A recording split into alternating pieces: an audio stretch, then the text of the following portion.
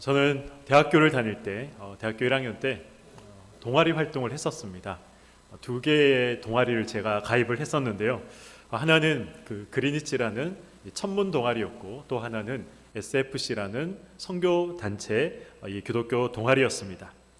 SFC 이 선교 단체는 왠지 이제 기독 대학생으로서 마땅히 가입해야 할 의무처럼 느껴졌기 때문에 SFC라는 선교 단체에 제가 가입을 하게 되었고요. 이 그리니치라는 이 천문 동아리는 정말 이 별을 한번 보고 싶어하는 이 순수한 젊은 마음에 제가 가입을 했었습니다. 제가 이 그리니치라는 천문 동아리는 한 1학기 동안 활동을 했었는데 별을 보기보다는 이 술을 그렇게 마시더라고요. 그래서 술을 마시면서 이 머릿속에 도는 별을 보는 동아리인 줄 알았습니다. 그래서 여기는 안 되겠다 싶어서 이제 동아리 활동을 정리를 했었는데요. 그런데 제가 몇 해 전에 이 페이스북을 하면서 이 SFC 선교단체에서 만났던 한 선배의 소식과 그리고 이 그리니치라는 이 천문 동아리에서 만났던 한 선배의 소식을 페이북을 통해서 접하게 됐습니다.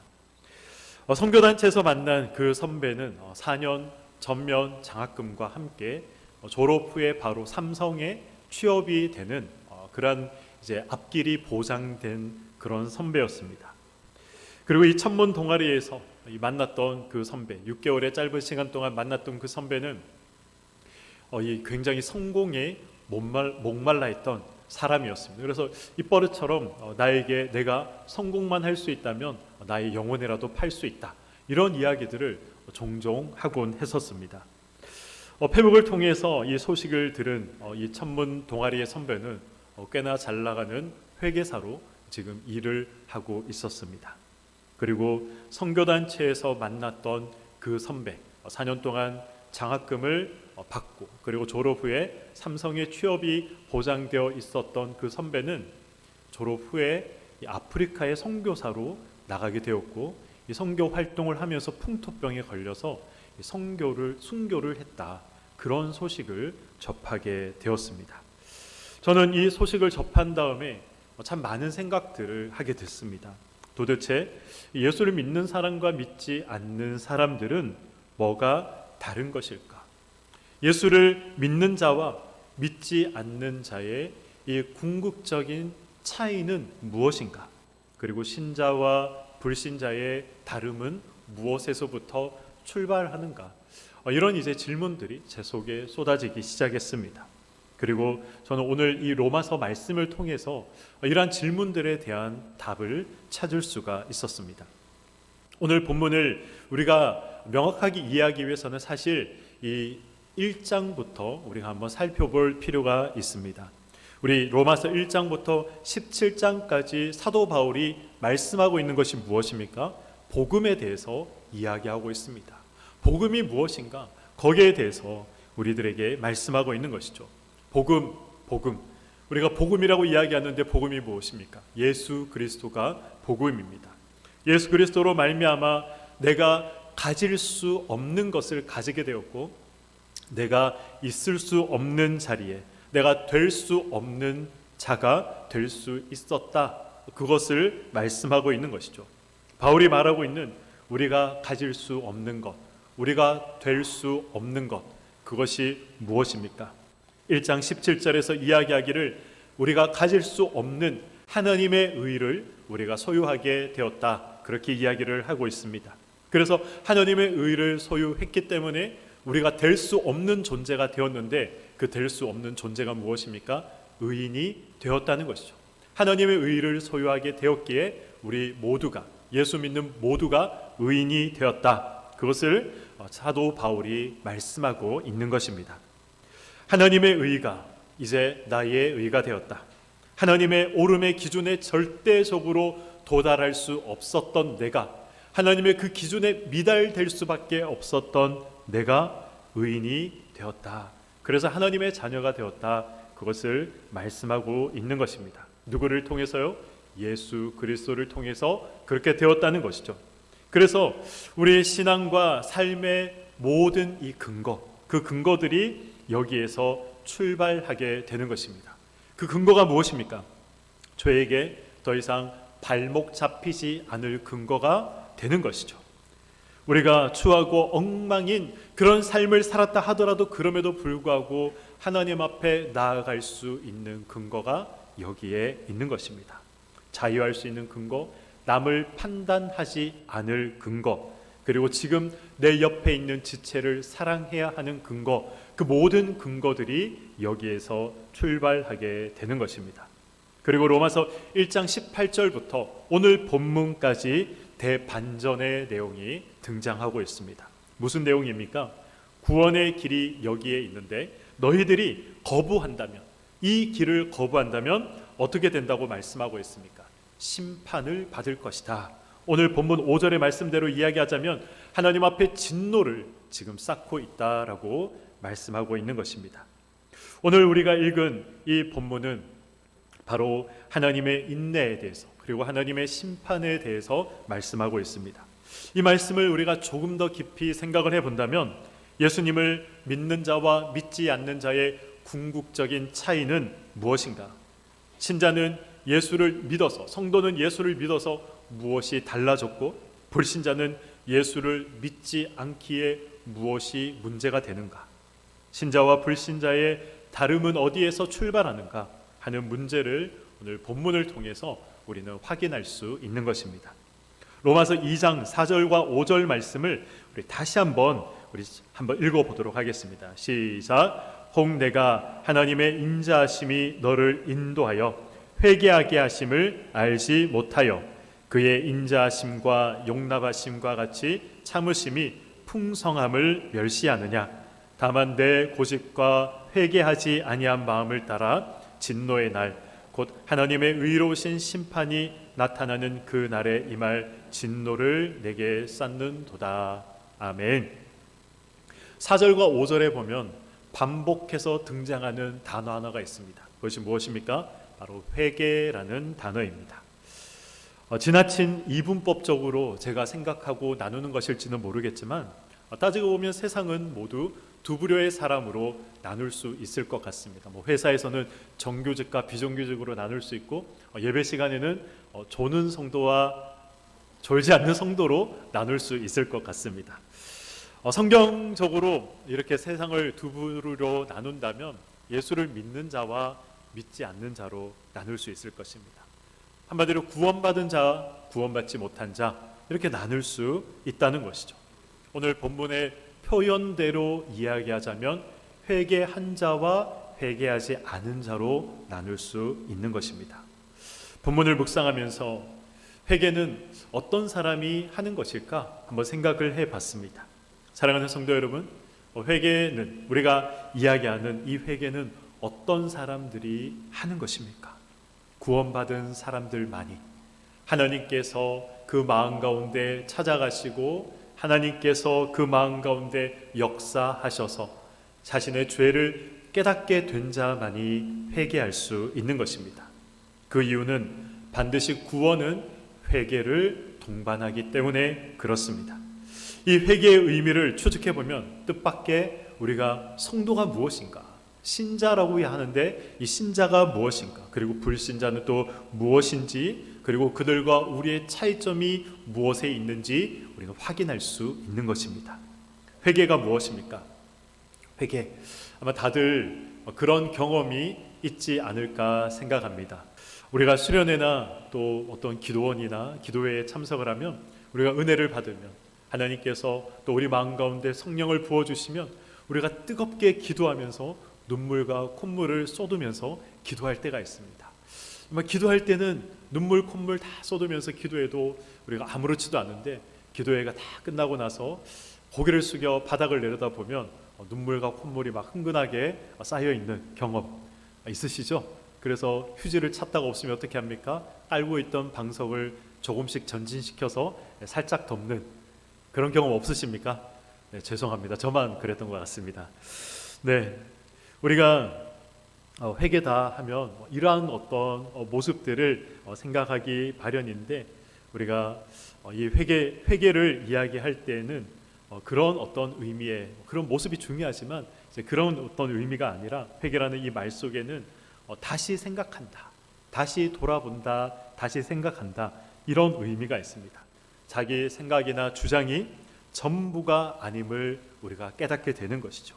대표적인 예가 마태복음 21장에 기록되어 있습니다. 우리 마태복음 21장 우리 28절과 32절 우리 상반절까지 말씀을 우리 함께 읽어보도록 하겠습니다. 시작. 그러나 너희 생각에는 어떠하냐? 어떤 사람에게 두 아들이 있는데 맏아들에게 가서 이르되 예 오늘 포도원에 가서 일하라 하니 대답하여 이르되 아버지 가겠나이다 하더니 가지 아니하고 둘째 아들에게 가서 또 그와 같이 말하니 대답하여 이르되 실소이다 하였다가 그 후에 뉘우치고 갔으니 그 둘 중에 누가 아버지의 뜻대로 하였느냐? 이르되 둘째 아들이니이다. 아멘. 뉘우친다, 회개한다 라는 말이 바로 이런 뜻입니다. 첫째는 가겠다, 포도원에 가서 일을 하겠습니다, 아버지에게 가겠다라고 이야기를 했지만 어떻게 합니까? 아버지 말씀에 결국 순종하지 않았습니다. 둘째는 안 가겠다 이야기를 했지만 어떻게 합니까? 뉘우치고 아버지 말을 따라 포도원에 나가 일을 했던 것이죠. 성경의 표현대로라면 뉘우치고 포도원에 나가는 것, 그렇게 일을 한 것, 이것이 바로 다시 생각했다, 돌이켰다, 회개했다, 그런 이야기가 되는 것입니다. 마음을 바꾸어 자기의 고집을 꺾어 돌이켜 아버지의 말씀에 순종한 것, 이것이 바로 회개인 것이죠. 그런 의미에서 우리 예수를 믿는 자들이란, 성도들이란 우리가 진리가 무엇인지 알게 되었고, 그리고 알게 된 것으로 말미암아 본인의 생각과 나의 고집을 꺾은 사람들이 바로 우리들이라는 것입니다. 그렇다면 반대로 예수를 믿지 않는 자들, 불신자들은 누구입니까? 마음을 바꿀 생각이 없는 사람들이죠. 자기 고집을 꺾을 마음이 전혀 없는 사람들이 바로 불신자들인 것입니다. 그래서 어떻게 합니까? 하나님을 인정하지 않는 것입니다. 인간의 대표적인 속성 가운데 하나가 자기 생각이 가장 옳다라고 생각하는 것입니다. 그래서 하나님도 자기 기준으로 자기 마음대로 생각하고 판단해버립니다. 자기 기준의 올바른 방법, 자기 기준의 정확한 타이밍을 하나님 앞에 요구합니다. 그러나 자기 기준에 벗어나면 어떻게 합니까? 하나님을 향해 이 적대감을 가지게 되는 것이죠. 지금 튀르키예와 시리아에 지진이 났습니다. 근데 그런 기사들 댓글을 읽다가 보면 그런 내용들이 있습니다. 아니, 신이 있다면 어떻게 이런 일들이 일어날 수 있는가? 신이 있다면 이 매몰된 사람들이 다치지 않고 다 구조받을 것이다. 뭐 이런 뉘앙스의 댓글들을 많이 보았습니다. 무슨 말입니까? 결국 하나님이 어디 있느냐? 신은 없다. 이것을 이야기하고 있는 것이죠. 나의 생각, 나의 방법, 나의 이해 범위에 들어오지 않으면 하나님이 없다. 그렇게 주장을 하는 것입니다. 하나님의 불공평하고 또 하나님이 변덕스러운 분이다. 그렇게 생각을 합니다. 내가 필요할 때 안 주시고 또 필요 없을 때 주시는 분처럼 느껴질 때가 있는 것이죠. 지금까지 엉망으로 신앙생활하다가 이제 제대로 신앙생활 한번 해봐야지 라고 마음먹고 신앙생활을 다시 시작할 때 어려움이 찾아오거나 뜻밖의 시험이 찾아오면 다시 신앙생활을 포기해버리고 하나님이 어디 있느냐? 그렇게 생각해버리는 사람들이 많이 있습니다. 하나님은 왜 우리가 이해하지 못하는 방법으로 일하실까요? 하나님을 믿는 성도라 할지라도 우리가 종종 가지게 되는 그러한 의문과 질문이 아닐까 생각을 해봅니다. 그래서 우리가 성도가 된 후에도, 예수님을 믿게 된 후에도 언제나 고민하는 문제는 불신자와 유사한 원초적인 고민들을 우리가 많이 할 때가 있습니다. 하나님이 계시느냐 안 계시느냐, 나의 기도를 들으시느냐 안 들으시느냐, 천국이 있느냐 없느냐, 성경이 말하는 것이 맞는가 옳은가, 말씀대로 살아야 될 것인가 말 것인가, 이런 문제들을 우리가 예수를 믿는다고 하지만 여전히 신앙생활을 하면서 종종 생각하게 되는 그런 질문들일 것입니다. 예수님을 믿고 난 후에도 더 깊은 신앙으로 우리가 나아가는데 이러한 질문들이 우리의 발목을 붙잡게 되는 것이죠. 그래서 우리는 요구합니다. 신앙을 가진 사람들은 하나님을 향해서 요구하고, 불신자들은 신앙을 가진 자들에게, 신자들에게 요구합니다. 무엇을 요구합니까? 하나님이 어디 있는지 증명해보라는 것이죠. 믿는 사람들은 하나님이 계시다면 이런 일을 좀 해주십시오. 그 어떤 내가 원하는 일들을 해주심으로, 나타남으로 통해서 우리는 하나님 계심을 증명되기를 원합니다. 예수를 믿지 않는 사람들은 예수를 믿는 사람들에게 하나님이 어디 있는지 증명해봐라, 이렇게 우리에게 요구를 하는 것입니다. 그러나 성경의 초점은 하나님이 증명되는데, 하나님이 계신다는 사실을 증명하는데 성경의 초점이 맞춰져 있지 않습니다. 성경을 그런 시각에서 우리가 본다면 어쩌면 실족할 수밖에 없습니다. 하나님의 계심을 증명하는 그런 내용들이 성경에 기록이 안 되어 있기 때문에 그렇습니다. 성경이 어떤 식으로 기록되어 있습니까? 예를 들어서 쉽게 이제 우리가 한번 이해를 하자면 이렇게 설명할 수가 있습니다. 제가 아는 어느 권사님이 몸이 아파서 병원을 가셨습니다. 근데 이 병원에 갔더니 여기가 잘못됐다고 이야기를 하고, 저 병원에 갔더니 또 다른 곳이 잘못됐다, 그렇게 이야기를 하더랍니다. 그래서 저에게, 목사님, 어느 병원의 의사가 돌팔이일까요? 저에게 질문을 하신 적이 있습니다. 혹시 우리 교회 성도님들 중에 이런 경험 있는 분들도 아마 계시지 않을까 생각을 합니다. 네. 누가 잘못됐을까요? 누가 잘못되었기에 이 어떤 의사는 이렇게, 또 다른 의사는 여기가 잘못됐다, 그렇게 이야기하는 것일까요? 우리가 이런 의사들을 만날 때 무엇으로 이 사람이 진짜 실력 있는 의사야 라고 알 수 있습니까?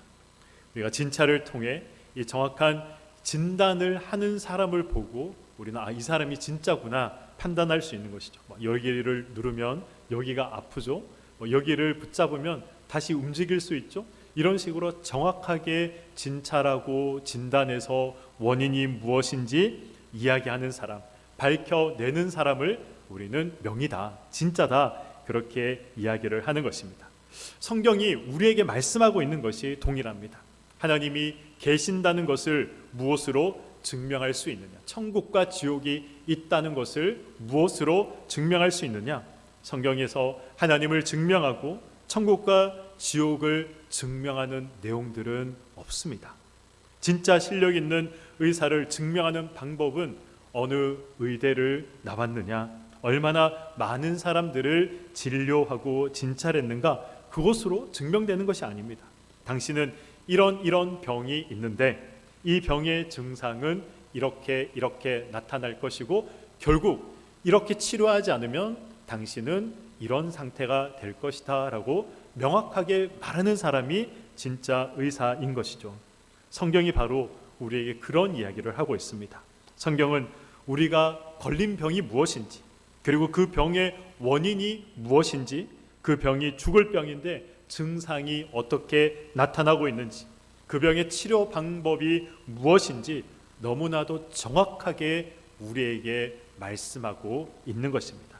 그래서 죽을 수밖에 없는 우리가 살기 위해서 어떻게 살아가야 하는지, 무엇을 선택해야 하는지, 그것을 말씀하고 있는 것입니다. 그러나 우리는 그것을 믿지 않는 거죠. 고집을 부리고 있는 것입니다. 고집이라는 말을 성경적으로 표현하자면 굳은 마음, 이렇게 표현할 수가 있습니다. 에스겔 36장 26절의 말씀입니다. 또 새 영을 너희 속에 두고 새 마음을 너희에게 주되 너희 육신에서 어떤 마음을 제거하라 라고 말씀하고 있습니까? 굳은 마음을 제거하고 부드러운 마음을 줄 것이며 라고 말씀하고 있습니다. 성경이 말씀하는 이 굳은 마음, 이 굳은 마음이 뭘까요? 우리가 종종 이야기를 합니다. 굳은 마음이라고 표현을 하는데 이 굳은 마음이 무엇일까요?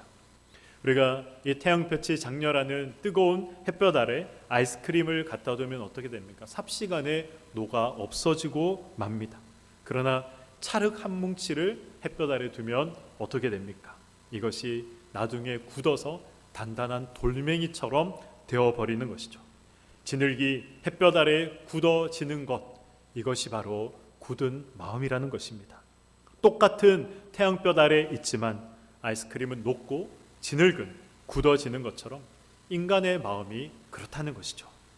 빛 대신 예수님이 오시자 어떤 일들이 일어났습니까? 예수님을 만난 모든 사람들이 회개하고 잘못했습니다, 주님 나를 용서하여 주시옵소서, 그렇게 회개의 역사와 항복의 역사가 일어났습니까? 아닙니다. 오히려 예수님을 죽여버렸습니다. 이것이 빛 앞에 굳어져 버린 마음의 상태의 사람들이라는 것이죠. 지지고 볶고 사는 부부들로만 가득한 그런 마을이 있었다고 합니다. 그런데 그 마을에 정말 서로가 서로를 아껴주는 한 부부가 이사 오게 됐습니다. 그 다음부터 부부 싸움할 때 아내는 남편에게 저 집 남편을 좀 봐라 그렇게 이야기를 하고, 남편은 아내에게 저 집 아내를 좀 봐라 그렇게 이야기를 했다고 합니다. 그렇게 싸움을 하면서 점점 마을 사람들이 그래 우리도 저 집을 본받아서 좋은 남편이 되자, 좋은 아내가 되자 그렇게 했다면 참 다행이었을 텐데, 이 회의를 해서 그 가정을 마을에서 추방하기로 결정을 했다고 합니다. 이것이 우리 인간들의 모습을 보여주는 적절한 예가 아닐까 싶습니다. 신자와 불신자의 차이, 그들과 우리의 차이는 무엇입니까? 불신자는 이렇게 말합니다. 선악과가 없었다면, 그래서 우리가 시험에 빠질 일이 없었다면 우리가 고통받지 않을 텐데, 죄로 인해서 우리가 어려운 가운데 있지 않을 텐데 괜히 선악과를 만든 하나님의 책임이다 그렇게 이야기를 합니다. 하나님이 환경을 이렇게 만들었기 때문에 하나님 책임이다. 하나님이 세상을 너무 힘들게 만들었기 때문에 하나님 책임이다. 그래서 나는 신을 믿을 수가 없다, 하나님을 믿을 수 없다, 신이 있다면 이런 일들이 있을 수가 없다, 이런 식으로 이야기하는 것이죠. 그러나 성도는 이렇게 합니다. 하나님, 모든 것이 저의 죄 때문입니다. 하나님, 모두 제 책임입니다. 제가 잘못했습니다. 이렇게 고백할 때 놀라운 사실 하나를 우리는 발견하게 됩니다. 어떤 사실을 발견하게 됩니까? 그럼에도 불구하고 우리를 사랑하시는 하나님을 발견하게 되는 것이죠. 이 결론을 가지고 있는 자가 바로 성도들이고 예수를 믿는 신자들인 것입니다. 하나님의 아들을 십자가에 못 박은 인간을 하나님이 어디 있느냐 소리치며 하나님을 향해 원망하던 인간마저도 회개케 하시고 구원하시는 그러한 하나님이 바로 우리의 하나님이시고 아버지인 것입니다. 그래서 신자인 우리는 불신자와 어떤 점에서 달라야 할까요? 어떤 억울한 일을 당해도, 어떤 악한 일과 이해하지 못하는 그런 일들을 우리가 당할 때에도, 우리가 살고 있는 이 세상 가운데 일어난다 할지라도 하나님이 지켜보고 계신다, 하나님이 함께하고 계신다, 이런 시각으로 삶을 살아야 하고 지금 우리 주변에 일어나고 있는 일들을 바라봐야 하는 것입니다. 세상을 하나님의 시각으로 바라보는 이러한 시각이 우리 믿는 자들의, 예수를 믿는 자들이 가져야 하는 시각임을 기억하시길 소망합니다. 빼앗겨서는 안 되는 시각이요, 신자와 또 불신자의 차이인 것을 기억하시길 소망합니다. 이런 신자된 자의 시각을 가지고, 시선을 가지고 삶의 어떤 순간에도 하나님을 놓치지 않으시길 소망합니다. 하나님 앞에 무릎 꿇어 하나님의 오래 참으심에 감사하며 날마다 하나님을 높이며 살아가는, 하나님을 송축하며 살아가는, 그것이 우리의 기쁨이요 우리 삶의 제1된 목적임을 기억하며 살아가시는 우리 교회 성도님들의 삶이 되시기를 주님의 이름으로 간절히 축원드립니다. 아멘.